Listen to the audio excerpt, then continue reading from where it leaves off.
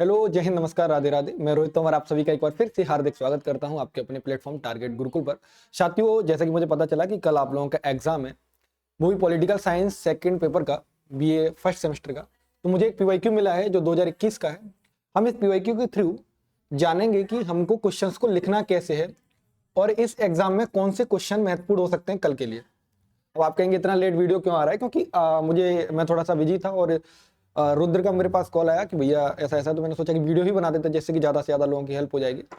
तो उसी को देखते हुए मैं इसमें आपको बता देता हूँ कि कैसे कैसे प्रश्नों को अप्रोच करना है कल आपको एग्जाम में लिखते समय।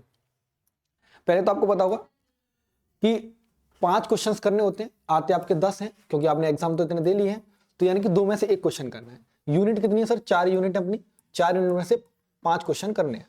अब मैं बताता हूँ आप कैसे कैसे अटेम्प्ट कर सकते हो। पहली बात आपको पता है कि पहली यूनिट ही आपकी worth and growth of nationalism की बात करती है, राष्ट्रवाद के उदय की बात करती है। और हमको यहाँ पर पहला ही प्रश्न लिखा मिल गया है कि discuss the factor which lead the foundation of Indian national Congress. इसमें कांग्रेस भी पार्ट है। अब मैंने आपको बहुत अच्छे से समझाया हुआ है कि कांग्रेस के बारे में अगर जब भी आपसे प्रश्न पूछा जाएगा तो आप अप्रोच कैसे कर सकते हैं। मैं आपको चलिए इस बोर्ड के ऊपर बता देता हूँ लिख लिख के, जिससे कि आपको चीजें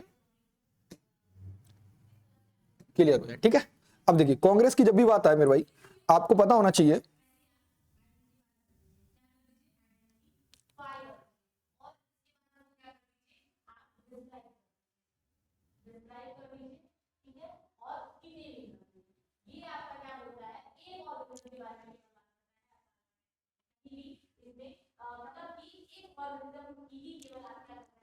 जब भी कांग्रेस की बात आएगी तो कांग्रेस का स्थापना आपको पता है। देखो पहले हमको डायरेक्ट स्थापना नहीं लिखनी है। उन्होंने क्या पूछा, क्वेश्चन हमसे पूछ रहा है, जैसे कि मैं क्वेश्चन देख पा रहा हूं, क्वेश्चन हमसे पूछ रहा है कि कांग्रेस का उदय क्यों हुआ। आपको ये बताना है कि वाई कांग्रेस इमर्ज। ठीक है, बात हमको क्या बतानी है कि कांग्रेस क्यों आई थी, ये बताना है। अब भाई मुद्दा समझना, ऐसा नहीं है कि सर केवल कांग्रेस ही काम कर रही थी। हम कैसे लिखेंगे, इमर्जिंग ऑफ कांग्रेस लिखेंगे, ऐसे एक हेडिंग डालेंगे इमर्जिंग ऑफ कांग्रेस। ठीक, और यहां पर हम लिखना चालू करेंगे कि भाई देखो होता क्या, मैं आपको एक कहानी सुनाऊं छोटी सी। थियोसॉफिकल सोसाइटी के बारे में आपने सुना होगा, जिसको भारत में एनी बेसेंट जी लीड कर रही थी। तो एक बार थियोसॉफिकल सोसाइटी की मीटिंग थी और वहां पर एयू हुम, जो कांग्रेस के फाउंडर माने जाते हैं, एयू हुम जो कांग्रेस के फादर माने जाते हैं, फाउंडर माने जाते हैं, ठीक, वो वहां पर आते हैं और वहां पर दादा भाई नेहरू वगैरह ये सारे हमारे इंडियन लीडर होते हैं, उनसे आके बोलते हैं कि भाई आप लोग छोटे छोटी जगह प्रोटेस्ट करते रहते हैं और आप ऐसा क्यों नहीं, कोई एक बड़ा प्लेटफॉर्म बना लें, बड़ा प्लेटफॉर्म बना लें जहां जिसके माध्यम से आप अपने देश के मुद्दों को उस पर रखा करें। क्योंकि देखो बात आपकी अंग्रेजों तक आती है लेकिन इंप्लीमेंट इसलिए नहीं हो पाती क्योंकि बड़ा क्राउड नहीं आता, अलग अलग लोग लेके आते हैं। आपको पता है इससे पहले बहुत सारे सोसाइटीज बनी हुई हैं, पहले से ही मद्रास बनी हुई है, आपकी दादा भाई नेहरू जी की खुद ब्रिटिश एसोसिएशन है, सुरेंद्रनाथ बनर्जी की है जो ऑल इंडिया कांग्रेस से पहले की एक एसोसिएशन है। इन्होंने वहीं पर सुरेंद्रनाथ बनर्जी बैठे थे, उन्होंने बोला कि हमारे पास बनी हुई है, उसी में सारे लोग शामिल हो जाते हैं। उन्होंने कहा नहीं, नया प्लेटफॉर्म बनाया जाए। तो तब नया प्लेटफॉर्म इमर्ज होता है, उसका नाम होता है आईएनसी, इंडियन नेशनल कांग्रेस। पता है इंडियन नेशनल कांग्रेस का डायरेक्ट नाम इंडियन नेशनल कांग्रेस नहीं होता, कांग्रेस वर्ड का मतलब होता है यहाँ पर जनता। ठीक है, मैं आपको ये सारी चीजें जब क्लास के बीच में समझा चुका हूँ। मैं आज आपको बता रहा हूँ कि कैसे लिखना है और आपको प्रश्न आ जाए, आपके पास ज्ञान नहीं है तब भी आप कैसे अटेम्प्ट करके आ सकते हो। ठीक है, तो ये सारी बातें आप इसमें समझ गए। अब आपको यहाँ पे क्या है, आपको पता चल गया कि 1885 में कांग्रेस की स्थापना होती है। फादर कौन है? एयू हुम है। ठीक, फादर का याद एयू हुम। पहले अध्यक्ष कौन बनते हैं? फर्स्ट प्रेसिडेंट कौन बनेंगे? पहले प्रेसिडेंट कौन बनेंगे सर? बंकिम चंद्र चटर्जी बनेंगे। बंकिम चंद्र नहीं यार, डब्ल्यू.सी. बनर्जी बनेंगे। ठीक है, डब्ल्यू.सी. बनर्जी बनेंगे। ठीक, पहली बात व्योमेश चंद्र बनर्जी बनेंगे। अब देखो यहाँ पर और भी चीजें लिख सकते थे। तो देखो कांग्रेस की जो मीटिंग होने वाली थी ना, वो होने वाली थी कहां पे होने वाली थी बताइए? हुई थी कहां थी सर? होने वाली थी पूना में। हुई कहां पे थी? बॉम्बे में। कौन सा कॉलेज था? तेजपाल संस्कृत कॉलेज था। ठीक है, संस्कृत कॉलेज के अंदर हुई है। कितने डेलीगेट आए थे? 78 लोग आए थे। ठीक है, इंडियन लीडर्स आए थे। और इसमें पता है कांग्रेस का उद्देश्य क्या है? अब यहाँ पर ये बता दिया कि कांग्रेस का फॉर्मेशन बता दिया कि भाई पहले से भी ब्रिटिश मतलब कोई चीजें थी, लेकिन एक यूनाइट आवाज करने के लिए हम लोगों ने कांग्रेस का स्थापना की। बाकी हमने बता दिया ये डेट है कांग्रेस की, दिसंबर 1885, आप ये डेट लिख देना उसमें, ठीक। और वहां पे लिख देना कि फादर कौन थे। आप इसको और अच्छे तरीके से लिख सकते हो, यहाँ पर बीच में आप लिखेंगे INC, ठीक है, INC, यहाँ पर ऐसे करके लिख दो एयूहुम, फिर नीचे लिख दो फादर ऐसे कोष्टक में, यहाँ पर लिख दो आप डेट, फाउंडेशन ऐसे करके लिख दो, उद्देश्य। अब हम लिखेंगे कि भाई ये कांग्रेस बनाने का कांग्रेस का उद्देश्य क्या था। कांग्रेस का उद्देश्य था कि जो हमारी जनता है, भारत के लोग हैं, उनकी आवाज को हम ब्रिटिशों तक रखेंगे। लेकिन ये कांग्रेस स्टार्टिंग 1885 से 1905 तक किसके हाथ में रहती है, तो ये रहती है मॉडरेट फेज, यानी कि मॉडरेट के हाथ में रहती है, नरम दल वालों के हाथ में रहती है, ठीक है, मॉडरेट्स के हाथ में रहती है, ठीक। ये लोग क्या करते थे, इन लोगों का एक मॉडल था, वो था 3P मॉडल, आपने पढ़ा हो ना, प्रेयर, पिटीशन, प्रोटेस्ट। यानी कि ये लोग क्या करते थे, आग्रह करते थे, सब कर दीजिए, वो कहते ठीक है हो जाएगा दादाजी, ठीक है। फिर दादाभाई नेहरू जी ने जब नहीं हो पाता था तो प्रोटेस्ट करने लगते थे, भूख हड़ताल बैठ जाए, जैसे बिहार में इस समय पे BPSC के लिए प्रशांत किशोर जी बैठे हैं, उस तरीके से। पिटीशन का मतलब होता है, वो आप समझ गए, प्रेयर का मतलब होता है कि हाथ जोड़कर विनती कर उनसे काम कराने का मतलब। इसके बाद एक चेंज होता है फेज, जब आता है 1906 से बाद का फेज, तो वहां पर आ जाते हैं एक्सट्रीमिस्ट, ठीक है। एक्सट्रीमिस्ट लीडर आएंगे, लाल वाल पाल का नाम सुना होगा आपने, लाल वाल पाल, ये लोग आएंगे तो एक्सट्रीमिस्ट फेज आ जाएगा। और यहां पर जो कांग्रेस है उसके काम करने का तरीका बदल जाएगा। पहली बार 1906 में आपकी पता है कलकत्ता मतलब 1905 में जब बंगाल का विभाजन होता है, तो उसके बाद 1906 के सेशन में ये लोग स्वराज की मांग करने लगते हैं। लेकिन स्वराज की मांग को नहीं रखा जाता वहां पे, स्वराज की मांग को तो मान लिया जाता है। स्वदेश जब हम बात करते हैं कि हम केवल सेल्फ इंडिपेंडेंट बनना चाहते हैं, ये बात को वहां पर नहीं माना जाता। और 1907 का सेशन में आपको पता है कि मॉडरेट और एक्सट्रीमिस्ट दोनों टूट जाते हैं और कांग्रेस का विभाजन होता है। उस तरीके से आप कांग्रेस को लिखते आएंगे। ऑब्जेक्टिव लिख देना कि कांग्रेस के क्या ऑब्जेक्टिव थे, तो ऑब्जेक्टिव वही है, ऑब्जेक्टिव वही है कि भारत में नेशनलिज्म का उदय हो, यानी ग्रोथ ऑफ नेशनलिज्म, इसका उद्देश्य एक यही है, ठीक है। इंडिया को फ्री कराना है, तो यही उद्देश्य होते हैं। भाई कोई भी चीज होती है आपको लिखने का तरीका यही रखना है। और मुझे लगता है कि कांग्रेस वाले क्वेश्चन में आप अच्छे तरीके से लिख सकते हैं। थोड़ा लंबा क्वेश्चन हो गया, मैं आपको वही समझा देता हूं, ज्यादा लंबा हो गया कोई दिक्कत नहीं, ठीक। अब देखो कांग्रेस का कोई भी क्वेश्चन आएगा, देखो ये क्वेश्चन इंपॉर्टेंट है आपके लिए, क्योंकि ये पेपर 2021 का है, तो इंपॉर्टेंट है आपके लिए। अब आपसे पूछेगा कांग्रेस के बारे में, तो मैंने आपको बता दिया कांग्रेस कैसे लिखना है। भाई बताना है कि ऐसा नहीं भारत में पहले से क्या कहते हैं पार्टियां नहीं थी या फिर कोई लोग काम नहीं कर रहे थे। हाँ पहले से पार्टियां थी, पर लेकिन वो क्या इंडिविजुअल लेवल पे काम कर रहे थे, छोटे छोटे लोग। जैसे मद्रास एसोसिएशन थी, यहाँ पर बॉम्बे एसोसिएशन है आपका, उधर ब्रिटिश एसोसिएशन था दादाभाई नेहरू जी का, मतलब उसका पूरा नाम देख लेना आप लोग, ठीक है। और ये सुरेंद्र बनर्जी का था, तो लेकिन छोटे छोटे थे। लेकिन एक इसको एक में से मतलब एक बड़ा प्लेटफॉर्म देने के लिए काम किया एयूहुम ने, जो कि एक ब्रिटिश क्या था, रिटायर ऑफिसर था। और उसने आइडिया दिया, उसके बाद में ये पहले मेंबर बनते हैं, WC बनर्जी उसके अध्यक्ष बनते हैं। उसके बाद आप बता देना कि पहले मुस्लिम अध्यक्ष ये थे, सारी कहानी लिखते लिखते नीचे आगे कंक्लूड कर देना। और यहाँ पर ये पूछ रहा है भारतीय राष्ट्रीय कांग्रेस में निर्माण सहायक कारकों को लिखिए। सहायक कारक मैंने आपको बताया था क्या था, कि भाई नेशनलिज्म, राष्ट्रवाद का उदय होने लगा था। राष्ट्रवाद का उदय कैसे हो रहा है, कि लोग पढ़ पा रहे हैं। देखो राष्ट्रवाद का उदय की अगर बात आए ना, राष्ट्रवाद का उदय, तो आपको लिखना क्या है, राष्ट्रवाद के उदय में भी यही लिखना है कि देखो अंग्रेज आए तो एजुकेशन आई, जब एजुकेशन आई तो हमको चीजें पता चली कि ये हमारे साथ गलत कर रहे हैं, तो हम लोगों ने क्या किया, एजुकेशन आने से हमारे एक ग्रोथ ऑफ नेशनलिज्म में एजुकेशन आई। न्यूज़पेपर, भाई हमारी बातें पहुंच पा रही कि आज बंगाल में ये कर दिया, आज बंगाल में वो कर दिया, हम लोग दूसरे पढ़ रहे हैं, फिर उनका खून खोल रहा है। यहीं पर आपको न्यूज़पेपर और आपकी नॉवेल्स, पोएटिक कहानियां, ये सारी आपने देखा रविन्द्रनाथ टैगोर वगैरह की लिखी हुई जो चीजें थी, आनंद मठ वगैरह है या फिर मान लो गीतांजलि वगैरह है, इन सबसे हम लोगों को कितना कुछ सीखने को मिला है। नील दर्पण वगैरह ये सब आपने पढ़ी हो। तो न्यूज़पेपर ऐसे आपके क्या आएंगे यहाँ पे, और आपका क्या आएगा, हाँ ठीक, बहुत बढ़िया। तो इस तरीके से आप ये लिखेंगे एजुकेशन, ये सारी चीजें लिखना है, ऐसे पॉइंट बना के आपको लिखना है। मैं आपको सिखा रहा हूँ कि आपको लिखना कैसे, अभी मैं आपको पढ़ा नहीं सकता, इससे पहले की वीडियो डली वो आप लोग देख लेना।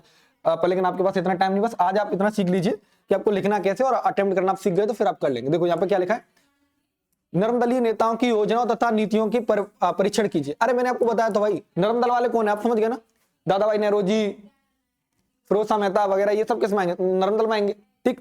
अब देखो नर्मदल वाला मैंने आपको बताया था 3P फॉर्मूला पे काम करते थे, बिल्कुल इसी तरीके से लिखना 3P, फिर उसके ऐसे करके बता देना, फिर नीचे आके उसी को एक्सप्लेन करना कि ये लोग जब भी जाते थे प्रेयर पिटीशन पे काम करते थे, ये हमेशा कोशिश करते थे कि बिना वायलेंस के, यानी कि इनका कैसा था, वायलेंस नहीं करते थे, वायलेंस फ्री था, ठीक। ये सारे लोग कैसे थे कि कभी कभी मिलते थे, मतलब ये लोग केवल एक बार सेशन होता था उसी में आके अपनी योजना बनाते थे, उसके बाद में ये लोग अपना अपना काम करने चले जाते थे, काम में काम करते रहते थे। तो ये इनका क्या था, योजना का परीक्षण करना है। तो योजनाएं क्या थी, बहुत स्ट्रॉन्ग तरीके से नहीं रखते थे, जिस तरीके से एक्सट्रीमिस्ट रखते हैं। और फेज बता देना, जब भी आप प्रश्न लिखोगे ना तो वहां पे पहले लिखना मॉडरेट फेज, ऐसे करके लिखोगे, बहुत इंपैक्ट आएगा। मॉडरेट फेज कैसे लिखोगे, 1885 से 1905, फिर लिख देना मॉडरेट लीडर यानी निर्दलीय नेता, फिर उनके नाम लिख देना। बहुत अच्छे तरीके से आप आंसर को लिख पाएंगे। 15 नंबर का भाई, ज्यादा से ज्यादा आप कितने, 4 से 5 पेज लिखने। और पेज भाई देखो, एक पेज में ज्यादा से ज्यादा आपके वर्ड आएंगे 80 से 100, ठीक। इस तरीके से लिखना, बिल्कुल इसी यही फॉर्मेट बनाते जाना, ऊपर से नीचे तक चलते आना, एंड में जाके कंक्लूड कर देना कि निर्दलीय नेताओं का भारत की स्वतंत्रता में बहुत बड़ा योगदान है। हालांकि कभी कभी इनके जो काम थे बहुत जल्दी नहीं हो पाते थे। इस तरीके से आप कंक्लूड भी कर सकते हैं, ठीक है। अब कुछ लोग कहेंगे समझ नहीं आ रहा क्या है भाई, कल आपका पेपर, आपको थोड़ा बहुत समझना चाहिए। बाकी मैं कोशिश कर रहा हूं कि देखो, यहां पे लिखा है असहयोग आंदोलन कारणों और निष्कर्षों की गणना कीजिए। क्या कह रहा है, एनिमरेट the cause of consequence the non corporation movement. Non corporation movement कब चलाया गया था, बताना जरा, कब चलाया गया था नॉन कॉर्पोरेशन मूवमेंट, देख लिया।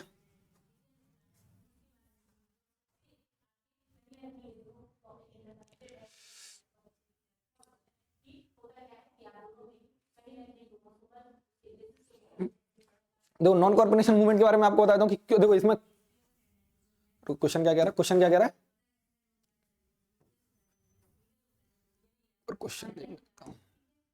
क्वेश्चन क्या कह रहा है कि असहयोग आंदोलन के कारणों और निष्कर्षों की गणना कीजिए। देखिए, असहयोग आंदोलन पहली बात कब चलाया गया, पहली बात ये याद रखिए, असहयोग आंदोलन की बात करें, नॉन कोऑपरेशन मूवमेंट, पहली बात तो लिखो कि वाई स्टार्टेड, स्टार्ट क्यों, why started, who was leader, leader कौन था इसका, इंपैक्ट क्या पड़ा, इंपैक्ट ऑन सोसाइटी,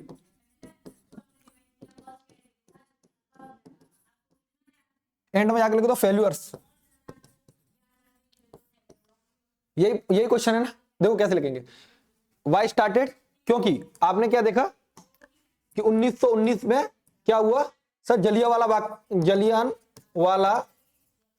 मास्कर हुआ, जलियांवाला मास्कर हुआ। यहां पर आपने देखा जलियांवाला मास्कर हुआ, सबसे बड़ा एक वो था कि भारत के लोग अपने शांतिपूर्ण ढंग से अपना जो त्योहार था उसको मना रहे थे। पंजाब में, अमृतसर में, वहां पर जनरल ओ डायर के द्वारा अंधाधुंध गोलियां चलवा दी जाती हैं, जिसमें कई लोग मारे जाते हैं, लेकिन सरकारी आंकड़े कुछ और कहते हैं और हमारे आंकड़े कुछ और कहते हैं। तो इसको हम यही पर रखते हैं, आंकड़े नहीं लिखेंगे। तो जलियांवाला मास्कर होता है।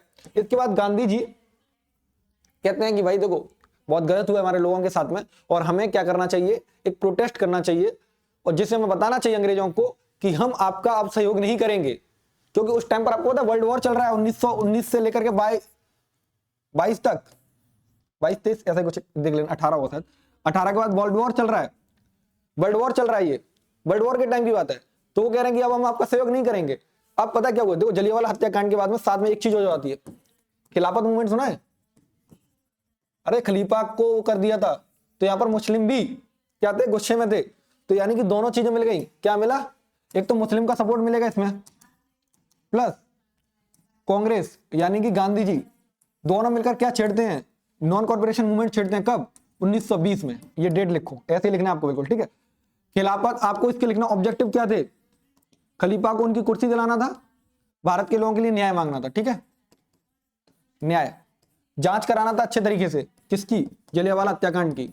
जलियांवाला हत्याकांड का बदला लेना था, जलियांवाला हत्याकांड का बदला लेना था। वो लेने का तरीका क्या था, नॉन वायलेंस था, ये याद रखना, नॉन वायलेंस। गांधी जी के आंदोलन नॉन वायलेंस ही होते हैं, ठीक है। आंदोलन अच्छे तरीके से चल रहा था, काफी लोगों ने इसमें सपोर्ट किया, स्टूडेंट हुए। अब आपसे पूछ रहे कौन लीडर, मैं बता दिया, महात्मा गांधी थे। कौन थे, एम के गांधी इसके लीडर थे, ठीक। मैंने वहां पर जो क्वेश्चन लिखा था ना कि कौन लिखना है लीडर वगैरह, ये सब समझ गया ना।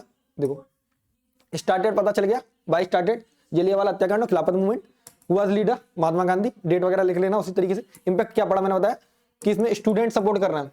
कौन कर रहा है, स्टूडेंट, मिडिल क्लास पीपल कर रहे हैं। अब मिडिल क्लास क्यों कर रहे हैं, अब आप कहेंगे मिडिल क्लास क्यों कर, बस मिडिल क्लास कर रहे हैं और लोअर क्लास कर रहे हैं। इसमें जो बड़े लोग थे वो नहीं थे, क्योंकि वो ज्यादातर पहले लोग किसके साथ जुड़े हुए थे, अंग्रेजों के साथ काम करते थे, ठीक है। अब फेल्यूअर्स क्या हुए, यहां पर लिखना आप लोग चोरी चोरा हत्याकांड, चोरी चोरा कांड कब की बात है? 1922। 1922 में जब चोरी चोरा कांड हो जाता और उसमें क्या कहते हैं 22 पुलिस कर्मियों की मौत हो जाती गोरखपुर के पास में जगह एक चोरी चोरा। तो उसके बाद गांधी जी इसको विड्रॉ कर लेते हैं, इसको क्या कर लेते हैं, इस आंदोलन को विड्रॉ कर लेते हैं। विड्रॉ इसलिए करते हैं कि भाई अगर वो विड्रॉ नहीं करते तो पुलिस उनका बदला लेने के लिए मासूम लोगों को मारती, और इसलिए वो विड्रॉ कर लेते हैं। तो आपको समझ आ गया आपको कैसे लिखना है।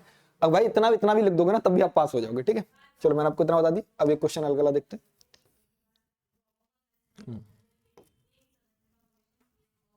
देखो यहां पर क्या पूछ रहा है, सल्ट सत्याग्रह।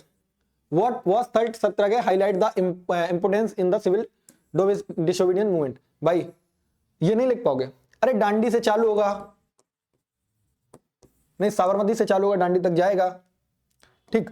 यहां पर आपको ये पता होना चाहिए कब चालू हो रहा है, तो 1930 की बात है सर।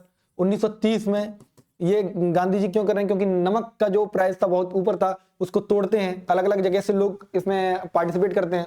महिलाओं वाला लिख देना कि इसमें महिलाएं भी आई थी, ये पहला आंदोलन था जिसमें महिलाएं बड़ी भीड़ उमड़ती हुई दिखाई दी थी, यानी बहुत सारी महिलाओं ने इसमें पार्टिसिपेट किया था। आप नाम लिख सकते हैं इसमें, सरोजिनी नायडू वगैरह आप नाम लिख सकते हैं इसमें।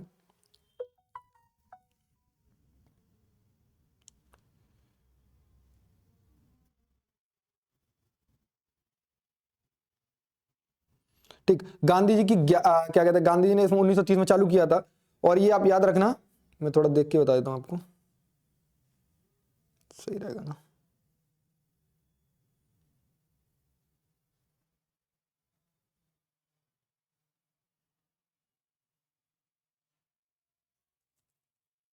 क्योंकि गांधी जी आपको पता है कि इसके बाद में क्या हुआ, वो ये चालू क्यों किया गया था, क्योंकि उन्होंने डिमांड रखी थी, डिमांड सुनी नहीं जा रही थी, उनकी 11 डिमांड थी। याद रखना गांधी की 11 डिमांड होती है, और इसका इंपैक्ट क्या पड़ा, आपको इंपैक्ट लिखना होता है, आप लिखना कि इसमें सेकंड राउंड टेबल कॉन्फ्रेंस जो होती है, राउंड टेबल कॉन्फ्रेंस होती है, उसमें गांधी पार्टिसिपेट करते हैं और अपनी 11 डिमांड रखते हैं उनके सामने।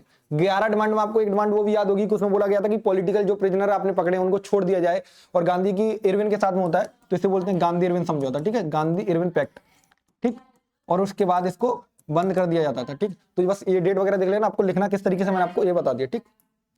अगला प्रश्न क्या करें, लंबा वीडियो हो जाएगा। और भाई अगर वीडियो अच्छा लगा तो लाइक कर लो, कमेंट कर देना अगर आगे आपको ऐसी कुछ जानकारी वगैरह वीडियो वगैरह चाहिए। देखो मैं इस पर बहुत अच्छी कहानियां सुना सकता हूँ, मॉडर्न हिस्ट्री पे आपको बहुत अच्छे से समझा सकता हूँ। लेकिन प्रॉब्लम ये कि अभी मुझे ये नहीं पता था कि आपका पेपर कल ही है, इसलिए मैं आपको उस तरीके से समझाने का प्रयास करूँ। यहाँ पर provision of government of India act 1935 की बात कर रहे हैं, तो 1935 का एक्ट कब आ रहा है।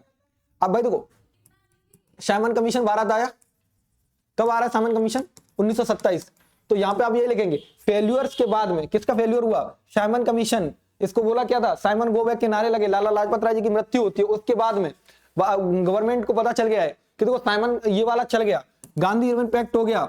गांधी इरविन पैक्ट में गांधी जी ने जो बोला था वो डिमांड रखी है। इसके बाद में आपने देखा कि भाई दो चीजें हो गई हैं, देश की जनता खिलाफ है, उन्होंने कहा कि कुछ एक्ट लेके आते हैं, तो उन्होंने एक एक्ट लेके आए 1935 का एक्ट, जिसमें काफी चीजें उन्होंने सीटें बढ़ा दी भाई कैमरलिज्म में, महिलाओं का पार्टिसिपेशन मेंस के इक्वल कर दिया, इस तरीके से कुछ चीजें की जिससे कि सुधार हो पाए। बस भाई यही लिखना है आपको इसमें, समझ रहे हो, यही लिखना है। हमेशा कोई भी चीज कब चालू हुई है भाई, पीछे की चीज फेल्यूर्स हुए हैं ना, साइमन कमीशन चला गया, इरविन पैक्ट हुआ, उसके बाद उनके फेल्यूर्स हो रहे हैं, उन्हीं के बाद में ये नया एक्ट आ रहा है कि भाई कम से कम आप मान जाओ, अब मान जाओ, समझ रहे हो, ये चीजें लिखनी बस। भाई ये क्वेश्चन इंपोर्टेंट है और आपसे पूछा जाएगा कि स्वराज पार्टी का एम क्या था और स्वराज पार्टी का जन्म क्यों हुआ। देखो स्वराज पार्टी आपको पता है, गया का अधिवेशन चल रहा है, ठीक, गया अधिवेशन के सी.आर. दास अध्यक्ष, सी.आर. दास वहां पर एक डिमांड रखते हैं कि हम लोगों को क्या करना चाहिए, पार्टिसिपेट करना चाहिए अपकमिंग इलेक्शंस में, क्योंकि 1923 में इलेक्शन होने वाले थे, ब्रिटिश गवर्नमेंट करा रही थी। लेकिन गांधी जी 1922 में, मैंने आपको बताया था ना, 1922 में चोरी चोरा कांड के बाद में गांधी जी पकड़े जाते हैं, अरेस्ट हो जाते हैं, तो गांधी जी की तरफ से कांग्रेस दो तरह की बट जाती है, एक होती है प्रो चेंजर, एक होती है नो चेंजर, एक होती है नो चेंजर, एक होती है प्रो चेंजर, ठीक है। तो प्रो चेंजर में ये लोग थे, सी.आर. दास, मोतीलाल नेहरू ये वगैरह थे, बाकी इसमें प्रो चेंजर में उनके समर्थक थे गांधी जी के, नो चेंजर में। तो गांधी जी के समर्थन कहते हैं कि हम लोग पार्टिसिपेट नहीं करेंगे इलेक्शन में, और कांग्रेस भी पार्टिसिपेट नहीं करेगी। सी.आर. दास जी यहीं पर खिलाफ हो जाते हैं, मतलब इनको बोल देते हैं कि भाई आप लोग पार्टिसिपेट नहीं करेंगे, लेकिन अगर हम लोग गवर्नमेंट के अंदर नहीं जाएंगे तो हम पॉलिसीज को कैसे देख पाएंगे। बात तो सही है। तो ये क्या करते हैं, जब वापस वहां से गया से आते हैं तो यहाँ पर इलाहाबाद में रुकते हैं, और इलाहाबाद में किसके यहाँ रुकते हैं, तो याद रखना मोतीलाल नेहरू जी के यहाँ रुकते हैं, और मोतीलाल नेहरू जी के ही यहाँ पर आपकी स्वराज पार्टी की स्थापना होती है। वैसे इसका नाम पता है, कांग्रेस खिलाफत पार्टी नाम था, लेकिन जब कहते हैं ना history always written by victors, तो उन्होंने उसका नाम बदल के स्वराज पार्टी रख दिया। वैसे इसका नाम था खिलाफत स्वराज पार्टी, खिलाफत कांग्रेस स्वराज पार्टी था, ठीक है। अब बताओ इसमें क्या करना। अब क्या हुआ, जब पार्टी बनी तो अध्यक्ष बने CR दास और सेक्रेटरी कौन बने, मोतीलाल नेहरू। उद्देश्य क्या था, इलेक्शंस में पार्टिसिपेट करना, और इलेक्शंस में पार्टिसिपेट करते हो और इन्हें जीत मिलती है, बहुत अच्छी जीत मिलती है, ठीक है। और ये लोग काफी काम कराते हैं, लेकिन बाद में ये टूटती क्यों स्वराज पार्टी, तो वही आपको पता है, इंटरनल डिस्टर्बेंस, आंतरिक कलह आ जाता है, इंटरनल डिस्टर्बेंस आ जाता है, लोगों को सत्ता का लालच हो जाता है, क्योंकि CR दास उस समय जा चुके होते हैं, और उसके बाद में धीरे धीरे पार्टी कांग्रेस में वापस से मर्ज हो जाती है। समझ गए, बताओ यही क्वेश्चन था कि नहीं, लिख पाओगे कहानियां। अरे भाई देखो, एक दिन में तो इतना ही सीखोगे, उसके बाद आपको थोड़ा सा देख लेना, ठीक। अब यहाँ पे क्या पूछ रहा है कि state the main reason behind the quit India movement. अब मैं क्या करूं, कभी भी रीजन पूछे ना भाई, पीछे की तरफ चले जाओ, पीछे की तरफ। यहाँ पे क्या हो रहा है भाई, देखो क्विट इंडिया मूवमेंट आके हो रहा है 1942, बहुत बढ़िया। उससे पहले क्या हो चुका है, अगस्त ऑफर आ गया है, अगस्त ऑफर आ गया है, अगस्त ऑफर आ गया है ना, क्रिप्स मिशन भी आ गया है। कौन आ गया,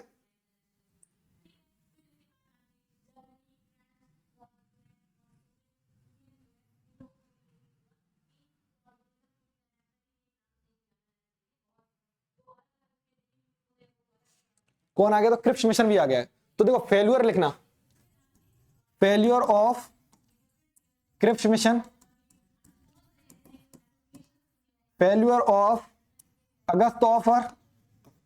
इसके बाद गांधी जी चालू करते हैं 8 अगस्त को ग्वालियर टैंक से 1942 में क्विट इंडिया मूवमेंट, भारत छोड़ो आंदोलन।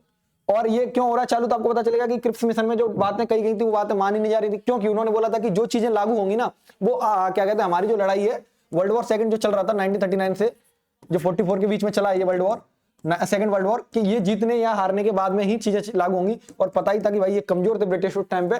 तो पता है इस टाइम पे काफी इंडिया के अंदर भी दो चीजें बट गई थी। कुछ लोग कह रहे थे, जैसे सुभाष चंद्र बोस वगैरह चाहते थे कि भाई देखो ब्रिटिश अभी युद्ध में उलझा हुआ है, हम लोग क्या करेंगे, जर्मनी वगैरह के साथ में मिलकर के इंडिया को आजाद करा लेते हैं। लेकिन गांधी ने बोला कि नहीं, जो हिटलर है वो देश के लिए या फिर पूरे संसार के लिए खतरा है, हम अगर इनका साथ दे दिए तो समाज हमें थूकता रहेगा। तो उन्होंने बोला कुछ तो करना पड़ेगा। तो गांधी ने बोला कि हम एक मूवमेंट छेड़ते हैं कि भीतर अंदर अंदर कलह चलेगा, तो उसके बाद क्या होगा, जो चाइना और रसिया के जो प्राइम मिनिस्टर थे उन्होंने उन पर दबाव डाला ब्रिटिश वालों पे, फिर अपने यहाँ कैबिनेट मिशन आता है उसके बाद में, आपको याद है। तो ये पूरी प्रोसेस है, ठीक है। अब कह रहे हो कहानी समझ नहीं आ रही, कहानी तब आएगी जब मॉडर्न हिस्ट्री कभी पढ़ने आना, कभी यूपीएससी वाली चर्चा की जाएगी तब समझ आएगी, ठीक है। तो ये समझ गए ना आप, ये हो गया फेल्योर, सबको समझ आ गया क्या हुआ। अब भाई क्विट इंडिया मूवमेंट में क्या हुआ, करो और मरो का नारा दे दिया, डू और डाई का नारा दे दिया, डू और डाई का नारा दे दिया, ठीक। लोगों ने भर भर के सपोर्ट किया। गांधी जी ने माइक में बोला, भारत के जवानों, मैं मोहनदास करमचंद गांधी, उनकी आवाज थोड़ी लड़कियों जैसी थी, पतली थी, मैं आप लोगों का आह्वान करना चाहता हूं, भारत के सबसे बड़े आंदोलन भारत छोड़ो आंदोलन में हम इस आंदोलन के माध्यम से अंग्रेजों को भारत छोड़ने के लिए मजबूर कर देंगे। यहां पर एक और कारण था, क्योंकि उधर जापान ने चढ़ाई कर दी थी। इंडिया को डर था कि कहीं जापान अंग्रेजों को भगाने के लिए इंडिया में कब्जा न कर ले, कि एक गया दूसरा आ जाए, समझ रहे हो। तो इसलिए भी मैं आप लोगों से कहना चाहता हूं कि बच्चे कॉलेज स्कूलों को अगर छोड़ सकते हैं, अपनी पढ़ाई को छोड़ सकते हैं तो छोड़ दें। जो लोग अंग्रेजों के लिए काम करते हैं वो काम करना बंद कर दें। मैं सेनाओं से कहना चाहूंगा कि भारतीयों को मारना छोड़ दें। भाई उसी टाइम पर आपको नेवल रिवॉल्ट हो जाता है, ये बड़ा इंपैक्ट पड़ा इसका। और इसके बाद गांधी जी को पकड़ लिया जाता है और उन्हें भेज दिया था आगा खां जेल में। आगा खां महल था, जेल नहीं थी। वहां पर वो क्या कहते हैं, फास्ट रखते हैं अनटू डेथ, लेकिन उसमें कोई रेस्पॉन्स नहीं आता तो गांधी खुद ही फास्ट तोड़ लेते हैं। तो ये कहानी इसमें भी लिखनी है, ठीक है। फेलियर्स ऑफ कैबिनेट मिशन, मुझे यहाँ पर कैबिनेट मिशन की जगह क्रिप्स मिशन लग रहा है कि क्रिप्स मिशन होना चाहिए था, क्योंकि फेलियर्स इसके तो नहीं हुए, क्योंकि इसके बाद तो हमारा संविधान बनता है, ठीक है। संविधान हमारा बनता है इसी की सहायता से है। क्रिप्स मिशन का फेलियर जरूर है, जो मैंने आपको फेलियर्स के कारण बताए थे कि वो लोग क्या कह रहे थे कि ये सारी चीजें अप्लाई कब होंगे, जब हम लोग वर्ल्ड वॉर सेकंड का रिजल्ट आ जाएगा। तो कैबिनेट मिशन में आपको लिखना क्या है, कैबिनेट मिशन आपका आता मई में है, मई 1940 में आपका कैबिनेट मिशन भारत आता है। कैबिनेट मिशन में 3 लोग आते हैं, सर क्रिप्स आते हैं सर पैथिक लॉरेंस आते हैं, सर अलेक्जेंडर आते हैं, ठीक है। ये 3 लोग आते हैं और ये बनाने क्यों आते हैं? Formation of constituent assembly, constituent assembly के लिए आते हैं। लेकिन वही है कि इसको कुछ लोगों ने अपनाया, कुछ लोगों ने नहीं अपनाया, जैसे कि इसको मुस्लिम लीग थोड़ा नहीं अपनाती है, बाकी सारे लोग अपना ही लेते हैं। तो ये सारी कहानी आपको इसमें लिखनी है, पता लिख पाओगे? ये क्वेश्चन ऐसे नहीं आएगा, मुझे लग रहा है फेल्यूर ऑफ क्रिप्स मिशन आएगा, तो क्रिप्स मिशन के बारे में बता दिए। अगर ये कैबिनेट मिशन आता है तो आपको ये वाली कहानी लिखनी है, ठीक है। कब आया, कौन कौन थे, ये सारे लोग, ठीक। कैबिनेट मिशन प्लान ये तो लिख गया। अब ये देखो, what was the growth of nationalism. मैंने भाई कितनी बार बता दिया, नेशनलिज्म आपका 1805, वो 1885 1905 पहला फेज है, फर्स्ट फेज। सेकंड फेज 1905 के बाद चालू होगा। फर्स्ट फेज में आपकी कांग्रेस का उदय होता है, छोटे छोटे जो आपके वॉर्स वगैरह चालू होते हैं। यहाँ पर आप 1905 के बाद आप दिखाएंगे एक्सट्रीमिस्ट और मॉडरेट जन्म ले रहे हैं, और उसके बाद में नेशनलिज्म का उदय हो रहा है। नेशनलिज्म के उदय में सबसे ज्यादा रोल प्ले कर रही है आपकी बुक्स हैं, नॉवेल्स हैं, जो लीडर्स हैं, स्पिरिचुअल लीडर्स वगैरह या फिर सोशल रिफॉर्मर्स हैं, इनका रोल प्ले हो रहा है। दयानंद सरस्वती आ गए वहां पे, वो कह रहे हैं कि भाई कम बैक टू वेदास, कुछ नहीं रखा अंग्रेजों के ग्रंथों में, आओ अपने में हम बताते हैं। वहां स्वामी विवेकानंद जी शिकागो में जाकर के वक्तव्य कर रहे हैं। तो आप सोचिए, उदय तो होना ही था। तो ये समझ गए, तो इसमें उदय के कारण तो आप लिख ही लोगे मेरे भाई, मुझे पता है। ये मुस्लिम लीग का बात, ऑल इंडिया मुस्लिम लीग की बात आएगी। तो मेरे भाई याद रखना, 1906 में मुस्लिम लीग बनती है। मुस्लिम लीग बनती क्यों, यही पूछा गया है। तो मुस्लिम लीग बनती है जब 1905 में बंगाल का विभाजन होता है, और ये लोग ऐसा दिखाते हैं कि मुस्लिमों पर बहुत अत्याचार होता है। फिर आगा खान वगैरह ये क्या कहते हैं मिल करके, आगा खान वगैरह मिल करके, या फिर वो सर सैयद अहमद वगैरह ये सब मिल करके मुस्लिम लीग बनाते हैं। किसकी सहायता से, तो आपको पता है किसकी सहायता से बनती है, तो आपको अंग्रेजों की सहायता से बनती है। वो तो बिल्कुल बात सही है। अंग्रेज भी बोलते हैं कि आप इनके लिए कांग्रेस काम कर रही है, हिंदुओं के लिए। तो हिंदुओं को कांग्रेस को उस टाइम पे बोला जाता है हिंदुओं की पार्टी है, पर आज बोला जाता है कांग्रेस मुस्लिमों की पार्टी है, वो कांग्रेस वाले जाने। खैर, तो ठीक है, कांग्रेस उस टाइम पे हिंदुओं के लिए काम कर रही है और ये बोलते हैं मुस्लिमों के लिए काम नहीं हो रहा, तो इसलिए मुस्लिम लीग बनाई जाती है 1906 के अंदर में। अखिल भारतीय मुस्लिम लीग उद्गम एवं विकास की बात करेंगे तो विकास तो भाई यही है, उनके छोटे छोटे काम है। आपको पता है कि 1909 में वो लोग पार्लियामेंट रिफॉर्म वगैरह ये ले आते हैं। ये सारी कहानियां हैं, बाकी कुछ है नहीं। अब आप लोग क्या सोचते हैं इस वीडियो के बारे में जरूर बता देना, अगर आपको कुछ समझ आया हो। और मैं आपको यही बोलूंगा कि भाई जाते जाने से पहले ये 2021 का पेपर है, इसके क्वेश्चंस को एक बार जरूर याद करके जाना। और मैंने जो जो क्वेश्चन बताए कि ऐसे क्वेश्चन बन सकते हैं, देखो नेशनलिज्म पे क्वेश्चन बनेगा, इंडियन नेशनल कांग्रेस पे बनेगा, मॉडरेट एंड एक्सट्रीमिस्ट पे बनेगा, ठीक है। यहाँ पर आपकी बात करें, असहयोग आंदोलन हुआ, आपका नॉन कॉर्पोरेशन मूवमेंट हुआ, गांधीयन मूवमेंट से क्वेश्चन बनेंगे। तो ये सारे मैंने आपको जो जो चीज बताई, अगर आप इतना भी लिख के आ जाओगे तब भी आपका अगर जो भी पेपर जितने का होता है उसमें से आपको 60% मार्क्स जरूर मिल जाएंगे। क्योंकि भाई इतनी कहानियां जो मैंने बताई वो फैक्ट और डाटा किसी को याद नहीं होता है। अगर आप इतनी ही वीडियो को देख करके चले जाओगे ना, अब देखो पढ़ तो ज्यादा लेना वो मजाक के लिए बोल दिया, लेकिन हाँ एक बार वीडियो जरूर देख कर जाना, और हो सके तो अपने मित्र और मित्रानियों को शेयर कर सकते हो। अरे पता है हमको मित्रानी है, हमको पागल ना कर दो, ठीक है। चलिए, जय हिंद, राम राम, मिलते हैं जल्दी लखनऊ में, नमस्कार।